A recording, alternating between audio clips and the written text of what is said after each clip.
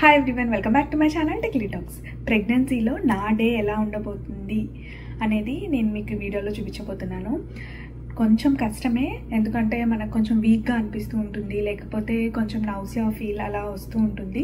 So ఇప్పుడు నాకు కొంచెం నౌసియా ఫీల్ అనేది తగ్గిందనమాట.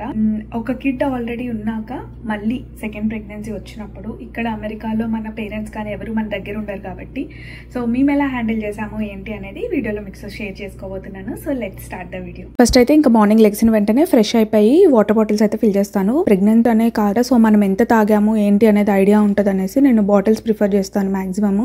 సో ఇంకా మా ముగ్గురికి వాటర్ బాటిల్స్ అయితే ఫిల్అప్ చేసేసి తర్వాత ఇంకా నేను కిచెన్లోకి అయితే వెళ్ళిపోతాను. సో నైటే నేను కిచెన్ని నీట్గా క్లీన్ చేసేసి పెట్టుకుంటాను అనమాట. సో మార్నింగ్కి నాకు అక్కడ కొంచెం మెస్సీగా కనిపిస్తే ఎలానో ఉంటుంది అనేసి.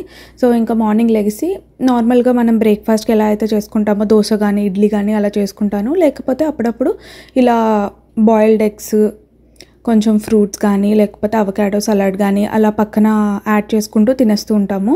మ్యాక్సిమం నేను లెగిసినప్పుడే కాంక్ష కూడా లెగిసిపోతూ ఉంటుంది.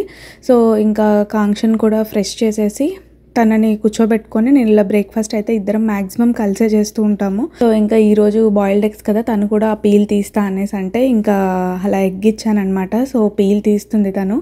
సో వీళ్ళు కొన్ని విషయంలో కిడ్స్ ఫస్ట్ కిడ్ ఉంటే కొంచెం మనకి హెల్ప్ఫుల్గా కూడా ఉంటుంది. అండ్ ఒక్కసారి అలానే కొంచెం టైం కూడా వీళ్ళతోటి స్పెండ్ చేయలేకపోతున్నాము ముందులాగా అలా కూడా అనిపిస్తూ ఉంటుంది నాకు. బికాజ్ ఎప్పుడు యాక్టివ్గా ఉండాలంటే ప్రెగ్నెన్సీలో అవ్వదు, ఒక్కో రోజు ఒక్కోలా ఉంటుంది అనమాట. ఒక్కొక్కసారి వీక్గా అనిపిస్తుంది, ఒక్కొక్కసారి కొంచెం యాక్టివ్గానే చేయగలుగుతాము డే అంతా.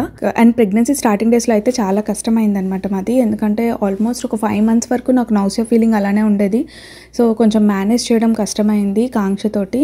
నాకంటే ముందే తను లెగిసిపోవడము, నాకు మార్నింగ్ సిక్నెస్ ఉండడము, కంటిన్యూషన్గా నౌసియా ఫీలింగ్ ఉండడం వల్ల కొంచెం ఇబ్బంది అయింది, కానీ మేనేజ్ చేసుకున్నాము. అలానే ఈరోజు బ్రేక్ఫాస్ట్ అయితే ఇలా ప్రిపేర్ చేసుకున్నాము. బ్రేక్ఫాస్ట్ అయిపోయాక నేను ఇంకా సింక్లో ఉన్నవన్నీ క్లీన్ చేసేసి ఎప్పటికప్పుడు డిస్పోజర్లో వేసేస్తాను. బికాజ్ మళ్ళీ ఫ్రెష్ అయ్యాక లంచ్కి కుకింగ్ స్టార్ట్ చేయాలి కాబట్టి ఈ లోపల సింక్లో ఉన్న వెజిల్స్ అన్ని డిస్పోజర్లో పెట్టేస్తాను, సో దట్ మనకి ఫ్రీగా ఉంటుంది అనేసి కుకింగ్ చేసేటప్పుడు. అండ్ అలానే ఒకవేళ ఇద్దరు వర్కింగ్ అయినా లేకపోతే ఇంట్లో చేసుకోలేము అన్న వాళ్ళు ఇక్కడ బేబీ సిట్టర్ని పెట్టుకుంటారు. బేబీ సిట్టర్ అంటే ఏం లేదు, మన ఆల్రెడీ బేబీ ఉంటే బేబీని చూసుకుంటారనమాట. అలానే ఒకవేళ ఓన్లీ కుకింగ్ కావాలనుకున్నా సరే ఓన్లీ కుకింగ్ చేసి వెళ్ళిపోతూ ఉంటారు. సో వాళ్ళు హవర్లీ ఛార్జ్ చేస్తారన్నమాట. వన్స్ ఇలా కిచెన్ అంతా క్లీన్ చేసుకున్న తర్వాత హౌస్ కూడా క్లీన్ చేసేస్తాను. నార్మల్గా నైటే క్లీన్ చేస్తానమాట నేను హౌస్ కిచెన్ రెండు. బట్ మళ్ళీ నేను ఈ కిచెన్లోకి వెళ్ళి ఈ కుకింగ్ ఇవన్నీ చేసే లోపల మళ్ళీ మెస్ చేసేస్తూ ఉంటుంది మా పాప.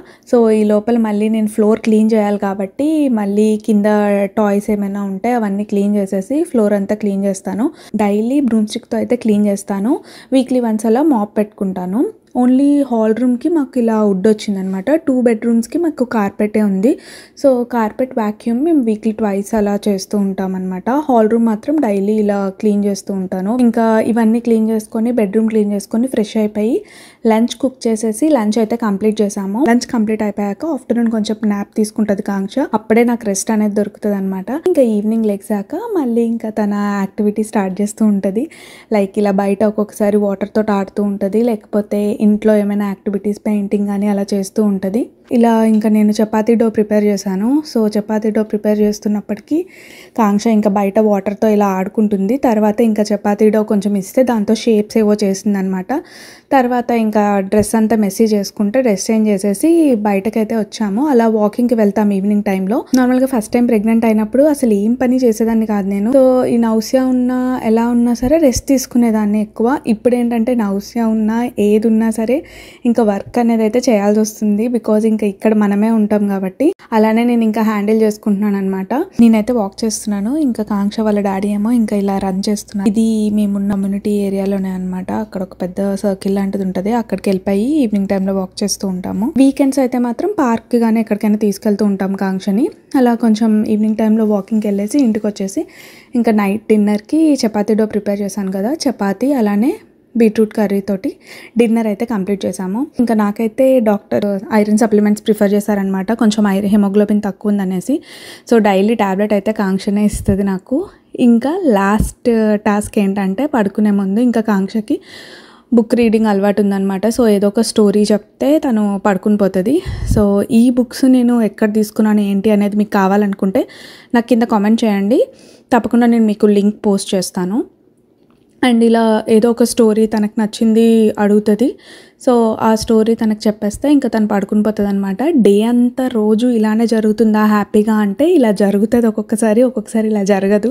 బికాజ్ కిడ్స్ కాబట్టి వాళ్ళు కూడా అల్లరి చేస్తూ ఉంటారు, మెసేజ్ చేస్తూ ఉంటారు. అండ్ ఎవరైనా ఉంటే బాగుండు హెల్ప్ఫుల్గా అనేసి కూడా అనిపిస్తూ ఉంటుంది అనమాట. తను పడుకున్నప్పుడే నాకు రెస్ట్ అనేది కూడా దొరుకుతుంది. మిగతా టైంలో అంతా తన వెనకాల నేను తిరగడమో లేకపోతే ఏదైనా యాక్టివిటీ చేయించడమో ఇలానే జరుగుతూ ఉంటుంది. ఇంకా తను పడుకున్నాక కిచెన్ ఇవన్నీ క్లీన్ చేసేసి మళ్ళీ తన టాయ్స్ ఇవన్నీ ఎక్కడవక్కడ పెట్టేస్తాను. ఇంకొకసారి తను అంతగా త్వరగా పడుకోదనమాట. సో అలాంటప్పుడు క్లీనింగ్ అంతా తను ఉంటుండగానే నేను కంప్లీట్ చేసేసుకుంటాను. సో నా డే అంతా ఇలా ఆక్యుపైడ్గా ఉంటుంది అనమాట. మీకు ఈ వీడియో నచ్చినట్టయితే లైక్ చేయండి, షేర్ చేయండి. ఇంకా ఇంట్రెస్టింగ్ వీడియోస్ కోసం please do subscribe to my channel. Thank you for watching.